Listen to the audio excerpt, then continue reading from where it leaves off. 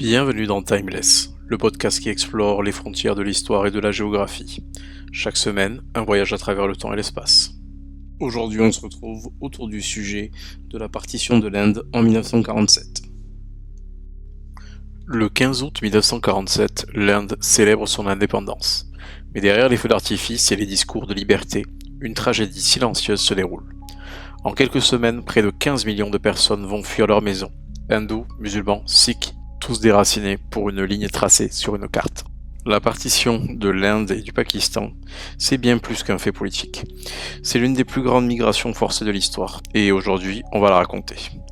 Non pas à travers les frontières, mais à travers les visages de ceux qui l'ont traversée. Tout d'abord, un peu de contexte historique. Tout commence sous la domination britannique. Pendant près de 200 ans, les Britanniques contrôlent le sous-continent indien. Mais au XXe siècle, le vent tourne. Gandhi, Nehru et les millions d'Indiens se lèvent pour réclamer l'indépendance. Mais dans cette immense mosaïque de peuples, une question divise. Comment vivre ensemble après le départ des Anglais ? Les tensions entre hindous et musulmans grandissent. Muhammad Ali Jinnah, leader de la Ligue musulmane, réclame un État séparé. Pour les musulmans, le Pakistan. Malheureusement, les négociations échouent. La solution des Britanniques, partager le pays en deux. En août 1947, on trace une frontière presque à la règle, en à peine quelques semaines. Le Pendjab et le Bengale, deux provinces mixtes, sont découpées. Des millions de gens apprennent soudainement qu'ils vivent du mauvais côté. Ensuite vient l'exode. C'est alors un véritable chaos qui débute. En quelques jours, les gens fuient, les trains sont surchargés, les routes sont pleines de familles avec des charrettes, des valises, parfois rien du tout. On estime que 14 à 15 millions de personnes ont dû quitter leur maison pour rejoindre leur nouveau pays. Mais malheureusement, ce n'est pas une migration paisible. La haine explose de partout. Des villages entiers sont attaqués. Hindous et sikhs fuyant le Pakistan sont massacrés.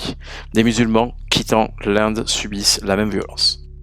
Des témoins racontent, je cite, « Le train est parti de Lahore plein de gens. Il est arrivé à Amritsar plein de cadavres. » C'est à ce moment-là qu'il faut se rendre compte du chaos ambiant. Vraiment, il y a les morts partout et c'est complètement incontrôlable.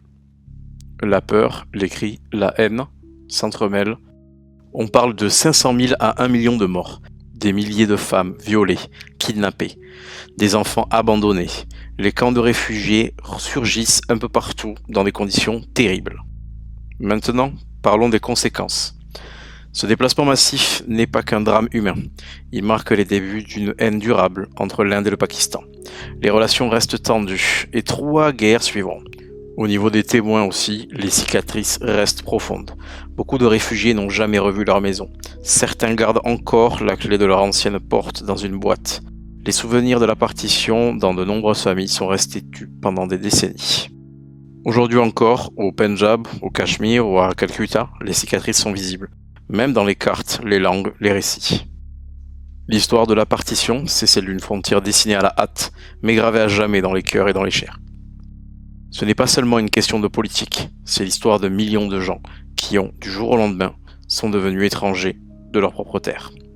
Et c'est peut-être ça, la géographie la plus cruelle, celle qui découpe les vies autant que les territoires. Dans le prochain épisode, on parlera d'autres frontières plus complexes, celles de la Corée du Nord et de la Corée du Sud. 2 pays avec une histoire commune, une péninsule, et, pour autant, un mur invisible encore aujourd'hui. Merci de m'avoir écouté. Si l'épisode vous a touché ou plu, n'hésitez pas à le partager.